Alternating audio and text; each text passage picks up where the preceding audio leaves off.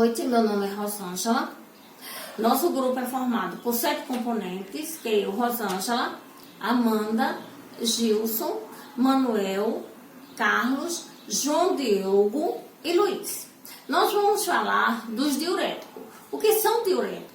Diuréticos são fármacos que ele atua nos rins, aumentando o volume e o grau do fluxo urinário. Ele também promove a eliminação dos eletrolitos, como o sódio e o potássio, sendo usado no tratamento. No momento que é usado um tratamento, ele vai eliminar o sódio e o potássio. Os fármacos são usados para tratar hipertensão, insuficiência renal e cardíaca, pois ele ajuda na eliminação do sódio. São medicamentos que atuam no funcionamento dos rins, interferindo o processo de filtração, reabsorção de água e sais, e aumento de quantidade de urina. Ela é produzida no organismo. Desta forma, sendo usado corretamente, os efeitos são obtidos com eficácia no paciente. Olá, eu me chamo Amanda e eu vou falar sobre fisiologia renal e néfron. Fisiologia renal é o estudo da fisiologia dos rins. O sistema renal tem como função filtrar o sangue, que chega bombeado pelo coração, regulando o volume intravascular.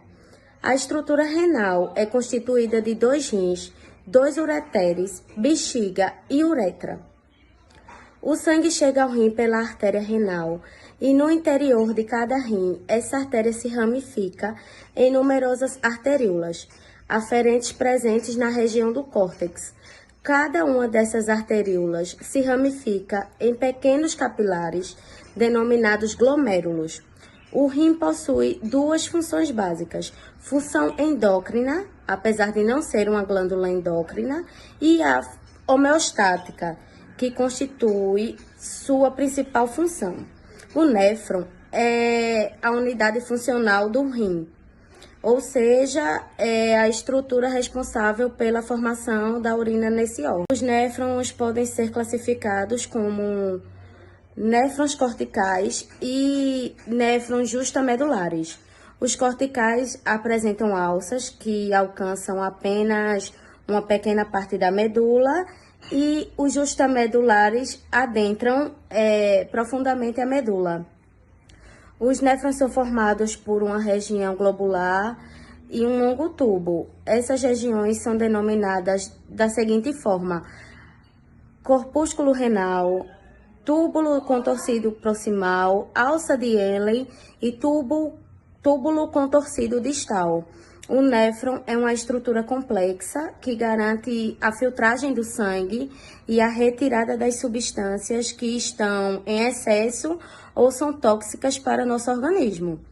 Os diuréticos são os medicamentos que aumentam a eliminação do sódio, que é o sal, e água através da urina. Desta forma, atuam previamente estimulando a excreção de íons de sódio, cloro ou bicarbonato, que são os principais eletrólitos presentes no fluido extracelular.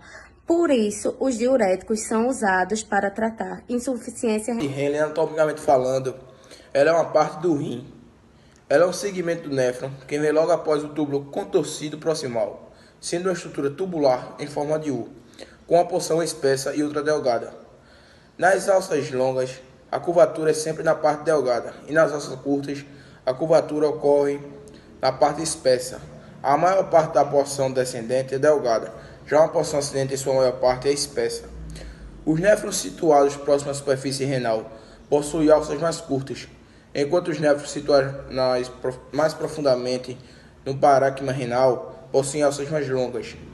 A parte delgada possui um diâmetro relativamente pequeno, mas sua luz, ou seja, a sua parte do interior é ampla, porque as células da parede da alça são achatadas, assemelhando-se aos capilares sanguíneos. A porção espessa é constituída por epitélio cúbico simples igual ao túbulo contorcido distal. As suas principais funções são reabsorção de água, contribuindo para a concentração urinária, e ela também age reabsorvendo o sódio, potássio e o cálcio. O túbulo contorcido distal é o segmento final do túbulo distal. Trata-se de uma estrutura tubular microscópica e retorcida, daí o nome convoluto ou contorcido. O túbulo distal como um todo é formado pela parte reta e pela parte convoluta. Neste segmento ocorre um bombeamento constante de íons de sódio do interior para o exterior do túbulo. Tal bombeamento se deve a uma bomba de sódio e potássio, que ao mesmo tempo que transporta ativamente esse sódio do interior para o exterior do túbulo, faz o contrário com os íons de potássio. Esta bomba de sódio e potássio é mais eficiente ao sódio do que ao potássio, de maneira que é bombeada muito mais sódio do interior para o exterior do túbulo do que faz com a relação do potássio em sentido contrário. O transporte de íons de sódio do interior para o exterior do túbulo atrai íons cloreto, por atração iônica essa atração. Sódio como cloreto formam sal, que por sua vez atrai água. Portanto, no túbulo contornado distal do néfron, observamos o fluxo de sal e água do lumen tubular para o interstício circunvizinho. A quantidade de água mais sal reabsorvida no túbulo distal depende bastante do nível plasmático do hormônio aldosterona, secretado pelas glândulas suprarrenais. Quanto maior for o nível de aldosterona, maior será a absorção de NaCl mais H2O, ou seja, de água e sal. E maior também será a excreção de potássio. O transporte de água, acompanhando o sal, depende também. Olá, doutor. Sou Carlos Eduardo da Silva, seu aluno de Química Farmacêutica. E conforme combinado, vou falar um pouco a respeito do tema diurético. Tema esse que tem como assunto os túbulos coletores, ou seja, ducto coletor, também assim chamado. Que o tubo coletor é um segmento de túbulos, né? Semelhante a uma estrutura tubular mesmo, sendo que a diferença é que é uma estrutura microscópica conectada ao rins e faz parte dos túbulos renais. Por serem estruturas muito pequenas, né, os ductos coletores eles se unem entre si, formando um túbulo maior, mais calibroso, digamos assim, os túbulos mais calibrosos, para que a passagem de água e de sódio, né, que é o que eles levam, água e sódio, siga a sua trajetória, né, que siga seu percurso até um lugarzinho chamado papila renal, que é uma área do rins, né, uma determinada área do rins, responsável pela sintetização da célula, né? Os túbulos levam até esse lugar dos rins, que através da produção de um hormônio chamado medulipina, através desse hormônio chamado medulipina, ele provoca uma vasodilatação e diminui a pressão sanguínea, né? Esse é o efeito dos túbulos coletores ou ducto coletor. Altacoides são substâncias naturais, ou seja, presentes no nosso organismo. Essas substâncias elas possuem estruturas químicas já distintas para atuar naquela determinada área do organismo, né? Ou seja, estamos falando dos rins, a área onde ela atua. E os principais altacoides que estão presentes no processo diurético são a prostaglandina e a histamina, né? Substâncias essas que é responsável pela liberação de vários hormônios, né? A histamina, primeiramente, ela é responsável pela liberação de serotonina, de peptídeos, de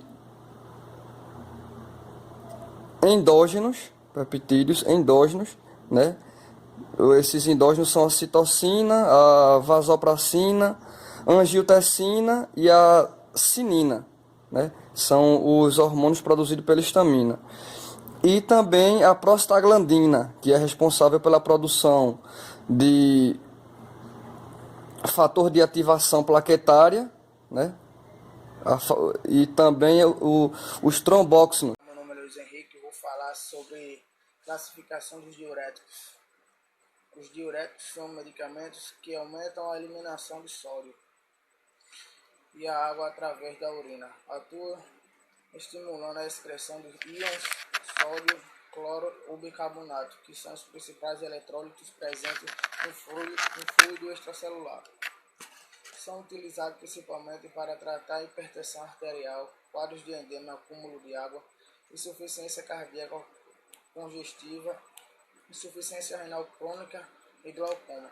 De acordo com o efeito que produzem, são classificados em diuréticos propriamente ditos, quando aumenta a excreção de água, mas não de eletrólitos. Natriuréticos aumentam a alimentação de sódio. Saluréticos aumenta a excreção de sódio e cloreto. E as classes dos diuréticos são diuréticos osmóticos, inibidores de anidrase carbônica, diuréticos de alça, diuréticos tiazida, poupadores de potássio. Inibidores de anidrase carbônica são um grupo de fármacos diuréticos que atuam nos rins, aumentando o volume e diminuindo a concentração da urina. A acetazolamida é um exemplo de inibidor da anidrase carbônica, enzima encontrada em muitos locais dos néfrons e em células epiteliais que catalisa a distribuição de sódio carbônico, promovendo a reabsorção proximal do bicarbonato. Dessa forma, a acetazolamida impede a reabsorção do bicarbonato, desfavorecendo a troca de sódio para o interior aumentado adversa. Deve evitar o uso de inibidores de anidrase carbônica em pacientes com cirrose hepática. Exemplos: meleato de timolol, pilocarmina e dampamida. Boa tarde, eu sou Manuel Gomes de Moura Neto e faço parte do grupo de diuréticos. Hoje eu vou falar sobre diuréticos osmóticos. São um grupo de fármacos diuréticos que atuam no rim, aumentando o volume e diminuindo a concentração da urina. Alteram as formas osmóticas ao longo do néfron, inibindo a reabsorção de solúveis de água, como por exemplo o manitol. Esse mesmo deve ser administrado por via parental, pois se estes fossem ingeridos via oral, causariam desequilíbrios eletrolíticos e, consequentemente, vômitos e diarreia. Assim como diuréticos osmóticos, os de alça são um grupo de fármacos diuréticos que atuam no rim também, aumentando o volume e diminuindo a concentração da urina. Eles aumentam muito a diurese, sendo um dos diuréticos mais potentes. Cerca de 1/4 do volume do filtrado são excretados com um diurético de alça, com dose máxima, em comparação a 1% do indivíduo normal. Em relação ao uso, deve ser feito com restrição de sal, pois seu efeito poderá aumentar o apetite por sal e se este for ingerido em gramas, não terá benefício. Meu nome é Edilson Arruda. Hoje eu vou falar um pouco sobre diuréticos poupadores de potássio. Bom, os diuréticos poupadores de potássio é uma classe de fármacos antihipertensivos que atuam no rins, aumentando o volume e diminuindo a concentração da urina. Ela é uma droga usada em conjugação com outros tipos de droga no tratamento da hipertensão e da insuficiência cardíaca congestiva. O poupador de potássio mais utilizado nos dias de hoje é a espironolactona. Ela inibe um hormônio chamado aldosterona, que quando esse hormônio está elevado, piora a insuficiência cardíaca congestiva e a cirrose. O mecanismo de ação do poupador de potássio, ele inibe as ações do hormônio da aldosterona, competindo pelos seus receptores nas células renais. A aldosterona é responsável pela reabsorção de sódio, principalmente no túbulo contorcido distal. Os poupadores de potássio são drogas que inibem os canais iônicos do tipo ENaC, impedindo a reabsorção de sódio no néfron distal, causando natriurese e, por consequência, vem a diurese.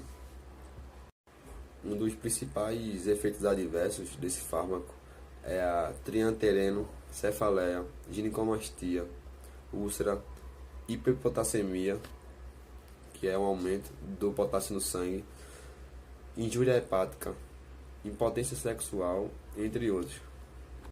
O uso clínico desse fármaco deve ser feito com a restrição de sal na dieta, pois o seu efeito poderá aumentar o apetite por sal. E se este efeito for ingerido em grandes quantidades, não terá efeito. E é uma droga que ela é usada em conjugação com outros tipos de droga, ou com diuréticos tiazídicos, ou com diurético de alça. Porque ele vai controlar a perda de potássio que estes diuréticos causam.